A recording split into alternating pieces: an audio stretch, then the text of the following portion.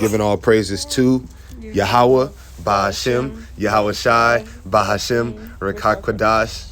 That is saying, giving all praises to the God of the Bible, the Father, in the name of his Son, who the world ignorantly calls Jesus Christ, and in the name of the Holy Spirit, which is in all believers of the gospel of Yahweh Shai Mashiach, and that is his death, burial, and resurrection. All right. So today is day 3 of the Feast of Tabernacles. It's actually going to be a re-recording because yesterday the video for some reason didn't want to save on my phone, but we're not going to let that stop, you know what I'm saying, the edification. All right, so today is October 8th, 2025, and as you can see on the Holy Day calendar, it is the 3rd day of the Feast of Tabernacles, and it was a 98% to 93% moon. All right, so it's the 3rd day. Once again, it's 7 days. So today, the main chapters and topics we're going to be dealing with is Exodus 33 and Numbers chapter 9. All right, so we're going to go ahead and get straight into it. All right, Exodus 33. Then Yahweh said to Moses, "Leave this place, you and the people you brought up out of the land of Egypt, and go to the land that I promised to Abraham, Isaac, and Jacob, when I said, I will give it to your descendants. And I will send an angel before you, and I will drive out the Canaanites, Amorites, Hittites, Perizzites, Hivites, and Jebusites. Go up to a land flowing with milk and honey, but I will not go with you, because you are a stiff-necked people. Otherwise, I might destroy you on the way." When the people heard these bad tidings, they went into mourning, and no one put on any of his jewelry. For Yahweh has said to Moses, "Tell the Israelites, you are a stiff-necked people. If I should go with you for a single moment..." You like the reading? You like the reading, baby? Now take off, I would destroy you. Now take off your jewelry, and I will decide what to do with you.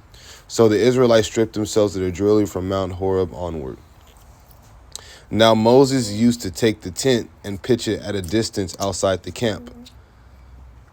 He called it the tent of meeting, and anyone inquiring of Yahweh would go to the tent of meeting outside the camp. Then whenever Moses went out to the tent, all the people would stand at the entrances to their own tents and watch Moses until he entered the tent. As Moses entered the tent, the pillar of cloud would come down and remain at the entrance, and Yahweh would speak with Moses. All right, so we're going to go ahead and look into that. All right. We had a bunch of good conversations last night. Yeah, we did. We had it, man. It was a great edification between us three. But, at least it happened, with us. You know what I'm saying? But it's all good. This phone acts so dumb sometimes, man. I don't understand why the screen recording didn't save. But go ahead and get into it. Exodus, the tent of meeting verses. We're gonna go straight to that. All right.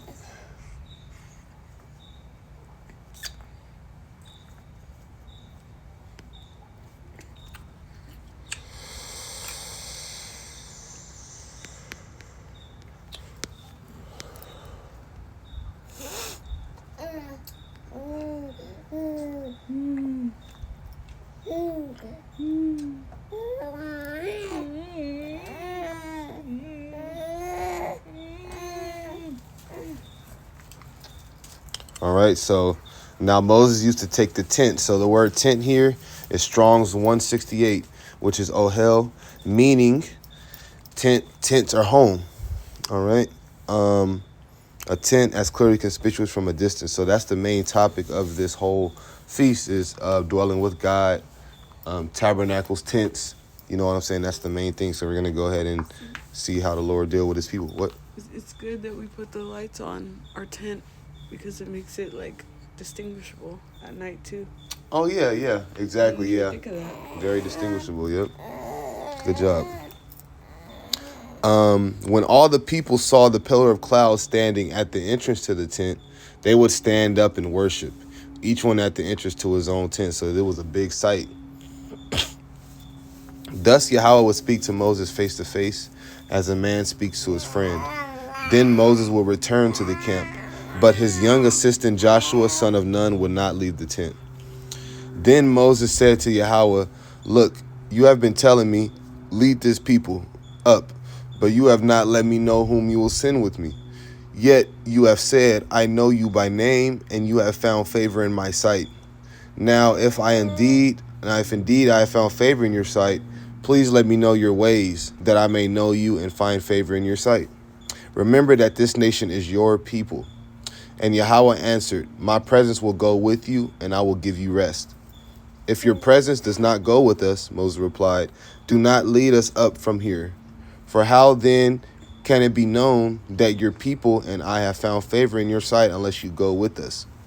How else will we be distinguished from all the other people on the face of the earth? All right, so that pillar of cloud was following them. So Yahweh said to Moses, I will do this very thing you have asked, for you have found favor in my sight, and I know you by name. Then Moses said, please show me your glory. I will cause all my goodness to pass before you, Yahweh replied, and I will proclaim my name, Yahweh, in your presence. And I will have mercy on whom I have mercy, and I will have compassion on whom I have compassion. But he added, you cannot see my face, for no one can see me and live. Yahweh continued, there is a place near me where you are to stand upon a rock, and when my glory passes by, I will put you in a cleft of the rock and cover you with my hand until I have passed by. Then I will take my hand away, and you will see my back, but my face must not be seen. All right, so that links back to, we talked about it last night. I remember Isaiah chapter 6, where Isaiah saw the appearance of the Lord.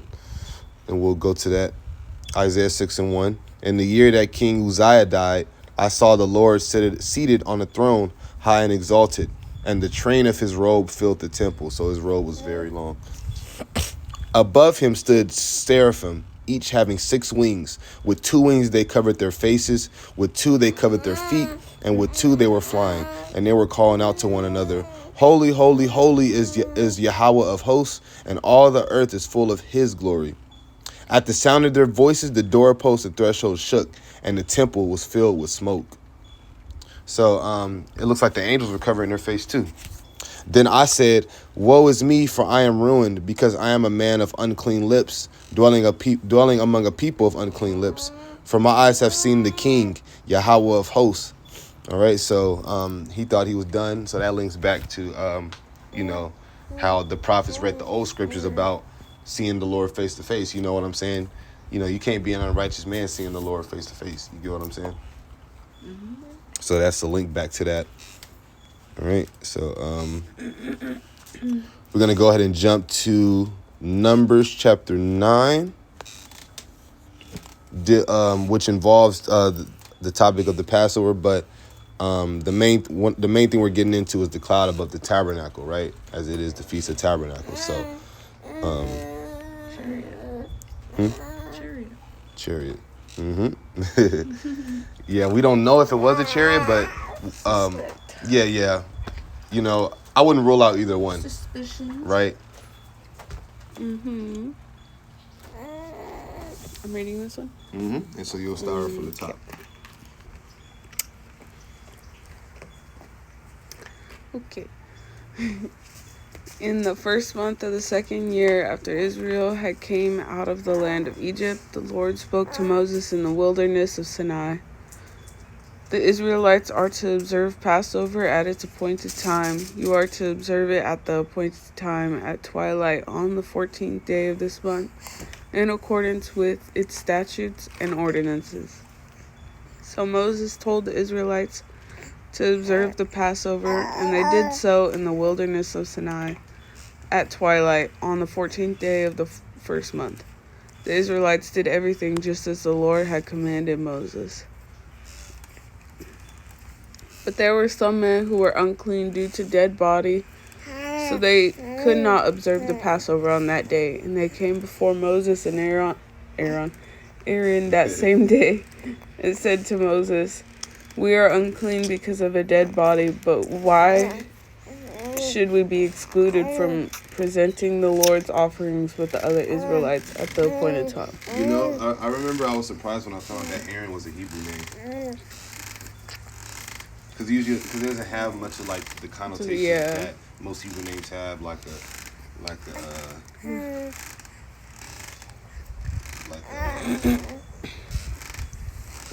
L or right. Yah or Right. Ad. Same thing with David. Maybe we're saying it wrong. Even Moses. Yeah. Oh yeah. We got to go back to the Hebrew. Yeah, I think the Hebrew pronunciation of Moses is Moshe. Moshe. See? Huh. We got to go back and look at the Hebrew words. Right. That's a great point. Okay. Wait here until I find out what the Lord commands concerning you, Moses replied. Then the Lord said to Moses, tell the Israelites, when any one of you or your descendants is unclean because of a dead body or is away on a journey, he may still observe the Passover to the Lord. Such people are to observe it at twilight on the 14th day of the second month. So that's how special the Passover was, that even people unclean could celebrate it. Is it they just had to wait? Huh? Oh no, it's the same. Pretty sure it's the same day. It says on the 14th day at twilight. I think it's the same. No, first month for clean people and the second month for unclean. Oh, great. So you had to wait a month. Great. So great observation on that. Great observation on that. Mm-hmm. And I'm gonna have to reread that. So that's so special that God even lets you celebrate it on a day that important day. Not the original. Right. So you're clean after a month. Of dealing with a dead body. Yeah. Or on a journey. I thought it was more. I thought it was. Yeah, because okay, so that's where them people. That's what I want to tell you too, because I've been I knew this, but I forgot to tell you that point.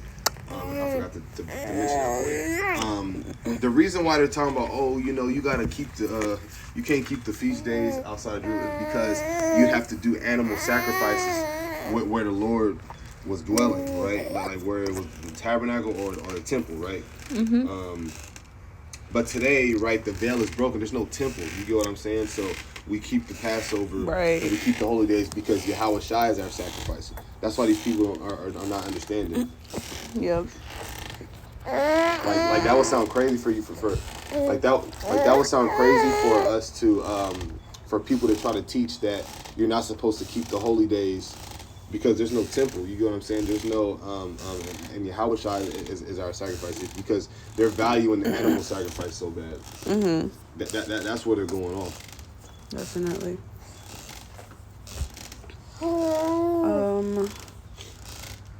They are to eat the lamb together with unleavened bread and bitter herbs. They may not leave any of it until morning or break any of its bones. They must observe the Passover according to its statutes. But if a man who is ceremonially clean and is not on a journey still fails to observe the Passover, he must be cut off from his people because he did not present the Lord's offerings at its appointed time. That man will bear the consequences of his sin. If a foreigner dwelling among you wants to observe the Passover to the Lord, he is to do so according to the Passover statutes and its ordinances. You are to apply the same statute to both the foreigner and the native of the land. On the day that the tabernacle, the tent of the testimony, was set up, the cloud covering it and appeared like fire. The cloud covered it and appeared like fire above the tabernacle from evening until morning. It remained that way continually. The cloud would cover the tabernacle by day, and at night it would appear like fire. Whenever the cloud was lifted from above the tent, the Israelites would set out, and wherever the cloud settled, there the Israelites would camp. At the Lord's commands, the Israelites set out, and at the Lord's command they camped. As long as the cloud remained over the tabernacle, they remained encamped. All right, so let's go ahead and look into the Hebrew of that. All right. Travel. What do you say? Said travel. Traffic? Travel. Travel, huh? Doing a lot of that. Right.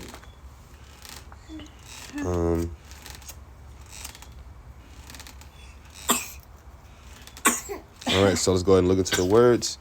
On that day, on the day that the tabernacle, Strong's 4908, which we read the other day, is Mishkan. All right, we're going to be dealing with that a lot, which means tabernacle, dwelling places, dwellings. All right, a residence. Also the temple, specifically the tabernacle. See, so I mentioned later in the Bible they built the whole temple, not just a tent for him. You get what I'm saying? Yeah. All right, so we'll go ahead and go back to the other words. So tent, once again, Strong's 168. Ohel meaning a tent, tent's a home. All right, so we still dealing with the same thing. All right, so I'm gonna pick up from where we left off.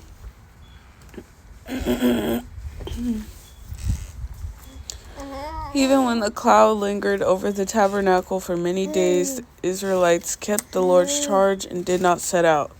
Sometimes the cloud remained over the tabernacle for only a few days, and they would camp at the Lord's command and set out at the Lord's command.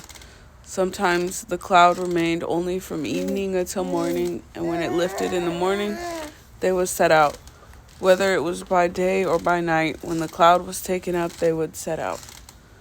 Whether the cloud lingered for 2 days, a month, or longer, the Israelites camped and did not set out as long as the cloud remained over the tabernacle.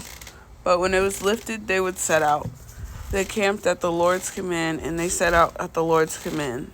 They carried out the Lord's charge according to his command through Moses. I feel like that is chariot. Mm-hmm. He's just hanging out. Trial by fire. Mm-hmm. Could be, you know what I'm saying? A lot of Israelites say that. You know what I'm saying? I wouldn't be surprised, you know? And imagine the sight. Think of it. He's just over the tabernacle, like where you communicate with him. Mm-hmm. Like.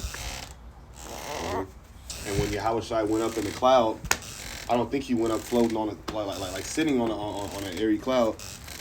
So a lot of people say he went up in a chariot, which I got faith that happened. I believe that could happen because we know the chariots are real. So.